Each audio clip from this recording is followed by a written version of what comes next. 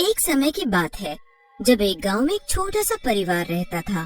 उस परिवार में शांति और उसके माँ बाप रहते हैं। शांति अपने माँ बाप की देखभाल करती थी। उनके पास काफी जमीन थी जिस पर शांति खेती किया करती थी। पूरे घर की जिम्मेदारी उसके ऊपर थी जो वो काफी अच्छे से निभा रही थी। एक दिन की बात है जब शांति खेतों में काम कर रही थी, पर तभी साथ वाले खेत के ट्रैक्टर की ब्रेक फेल हो गई। वो शांति के खेत में घुसा चला आया और शांति उसकी चपेट में आ गई। पास में ही हरी नाम के लड़के का भी खेत था जो जल्दी से शांति के माँ बाप को बुलाने गया। हे भगवान, ये क्या हो गया? शांति के बाबूजी जल्दी से खेत में जाते हैं तो वहाँ शांति मरी पड़ी होती है। उसके माँ बाप फूट फूट कर रोने लगते हैं। हाय हाय मेरी बच्ची, भगवान ने एक ही औलाद तो दी, वो भी हमसे छीन ली। हाय भगवान। शांति के माँ बाप शांति को उसी खेत में दफना देते हैं। शांति के बिना उसके माँ बाप एकदम अकेले पड़ जाते हैं। उन्हें समझ ही नहीं आ रहा होता कि अब वो कैसे अपना बचा खुचा जीवन शांति के बिना निकाल पाएंगे। बड़ी मुश्किलों से उनका एक एक दिन गुजर रहा होता है और ऊपर से एक दिन जमींदार का आदमी दरवाजे पर आकर खड़ा होता है। कोई है क्या घर में? कौन है? अंदर आ जाओ। हाँ भाई, कर्जा देने का कोई इरादा है कि नहीं? कर्जा? हाँ, कर्जा जो तुम्हारी बेटी ने लिया था पिछले महीने। बेटा, हम कर्जा कैसे चुका पाएंगे? हमारा तो एक ही सहारा थी और वो भी चली गई। अब तो कुछ दिन में खाने को भी नहीं होगा हमारे पास। वो देखो, मैं कुछ नहीं जानता। जमींदार जी ने बोला है पैसे लेकर आओ। अब मुझे एक तारीख बता दो कि कब पैसे दोगे। हमें कुछ दिन की मोहलत दे दो। वो आदमी वहाँ से चला जाता है। उसके बाद बेचारे बूढ़े माँ बाप चिंता में पड़ जाते हैं। मैं सोच रहा हूँ कल से खेती करना शुरू कर दूं। एक बार की फसल से सारा कर्जा भी उतर जाएगा और हमारा भी गुजारा हो जाएगा। अरे पर आप इस उम्र में कैसे खेती करोगे? आप थोड़ी देर चलकर ही इतना थक जाते हो और खेती करने की बात करते हो। कोई और चारा भी तो नहीं है हमारे पास। अगर कर्जा नहीं चुकाया तो जमींदार हमारे खेत घर सबके ऊपर कब्जा कर लेगा। अगले दिन बेचारा बूढ़ा आदमी खेतों पर काम करने जाता है। थोड़ा सा काम करके ही उस बूढ़े आदमी की हालत खराब हो जाती है। वो बहुत थक जाता है और उस जगह आकर बैठ जाता है जहाँ उसकी बेटी को दफनाया गया होता है। शांति के बाबूजी वहीं सिर रखकर खूब रोते हैं। बेटी, तो बहुत याद आती है। देख आज तेरे बाबूजी की क्या हालत हो गई है। जब तक तू थी हमें एक पल भी कभी किसी चीज से तकलीफ नहीं हुई। आज तेरे बिना सब खत्म हो गया है। बेचारा बूढ़ा आदमी रो धोकर उठता है और घर वापस आ जाता है। क्या हुआ? आप वापस आ गए? मैंने बहुत कोशिश की खेतों पर काम करने की, पर इस बुढ़ापे में मेरे बस की कहाँ ये सब। मैंने तो आपको पहले ही बोला था ना कि आप कहाँ कर पाओगे खेती, पर आपने मेरी एक नहीं सुनी। हाँ, अब समझ आ गया, पर अब ये खेत, ये घर सब हमसे छिन जाएगा। क्या होगा अब हमारा? बेचारे बूढ़े बाप इसी चिंता में भूखे सो जाते हैं और उधर खेतों में जमीन से एक धुआं उठता है। सब जगह धुआं ही धुआं हो जाता है। धुएं से फिर किसी के हंसने की आवाज आती है। जब धुआं हटता है तो वहाँ एक चुड़ैल खड़ी जोर जोर से हंस रही होती है। मेरे खेत, मेरे प्यारे खेत।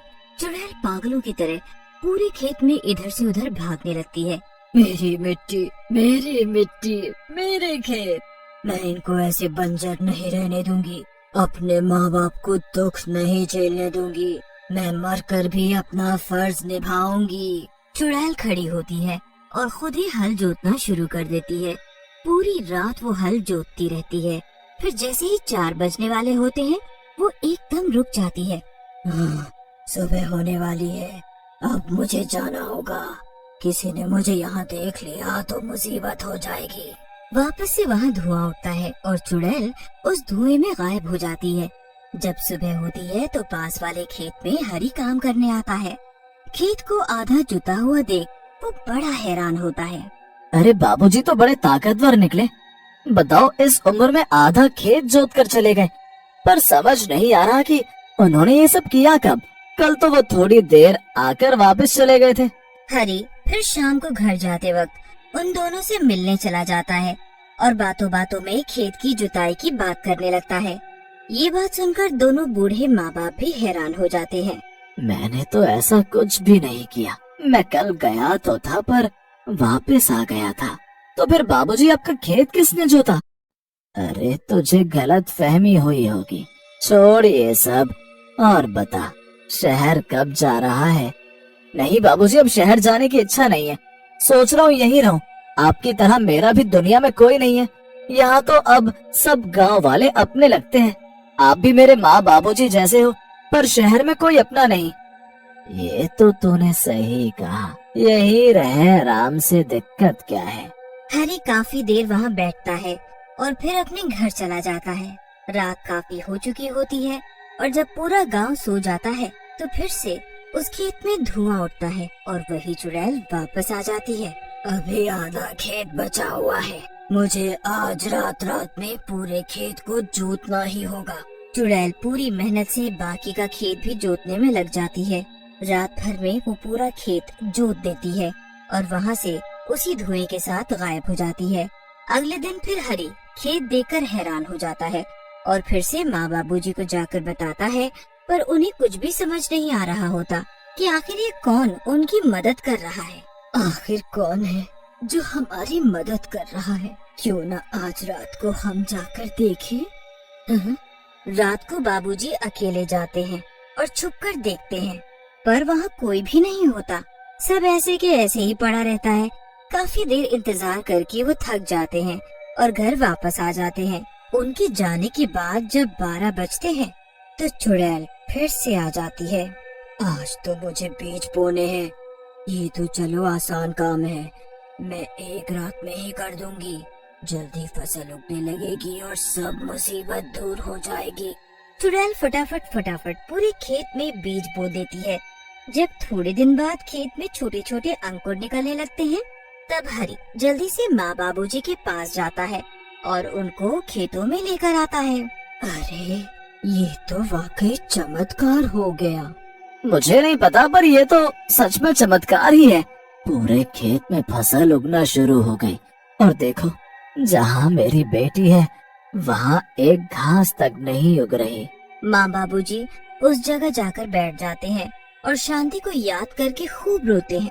उनके रोते ही वहाँ बारिश शुरू हो जाती है और उनको घर वापस आना पड़ता है। उसके बाद चुड़ैल रोज रात को आकर अपने जादू से बारिश करती है। कुछ ही समय में खेत में लहराती हुई फसल उग जाती है। माँ बाबूजी को तो समझ ही नहीं आ रहा होता कि आखिर ये सब कौन कर रहा है। एक दिन फिर दोनों बूढ़े माँ बाप सोचते हैं कि वो पूरी रात वही खेत बैठकर देखेंगे आखिर ये सब कर कौन रहा है। बस फिर रात को साथ वाले हरी के खेत में छुपकर बैठ जाते हैं। काफी देर हो जाती है पर वहाँ कोई नहीं आता। मैं उस दिन में कितनी देर इंतजार करता रहा, पर उस दिन भी कोई नहीं आया था यहाँ। अरे आप थोड़ा सब्र रखो, शायद जो भी आता है वो देरी से आता है ताकि उसे कोई देख न ले। बाबूजी तो सो जाते हैं पर शांति टकटकी लगाए इंतजार करती रहती है। अब उसको भी नींद का झोंका आने लगता है। वो बड़ी कोशिश करती है कि वो सोए ना, पर उसे भी नींद आ जाती है। उसको नींद आते ही चुड़ैल का आने का वक्त हो जाता है। चुड़ैल को अंदाजा ही नहीं होता कि वहाँ कोई उसके इंतजार में छुपकर बैठा है, इसीलिए तो वो बेफिक्र अपने काम में लग जाती है। कितनी अच्छी फसल हुई है, इनको बेचकर काफी अच्छे पैसे आएंगे और सब ठीक हो जाएगा। चुड़ैल पूरी मेहनत से सारी फसल काट देती है और एक जगह इकट्ठा करने लगती है कि तभी उन दोनों बूढ़े माँ बाप की आँख खुल जाती है। मुझे ऐसा लगा यहाँ आसपास मेरी बेटी है, हमारी बेटी है आसपास। हाँ सही कहा, मुझे भी अभी सपना आया कि शांति हमसे मिलने आई है। एकदम फिर से दोनों की नजर उस चुड़ैल पर पड़ती है। वो चुड़ैल को फसल इकट्ठा करते देख लेते हैं। अब उन्हें सब समझ आ जाता है कि ये सब एक चुड़ैल का काम है। अजी ये तो चुड़ैल है, चुड़ैल। ये चुड़ैल अब तक इस खेत में काम कर रही थी क्या?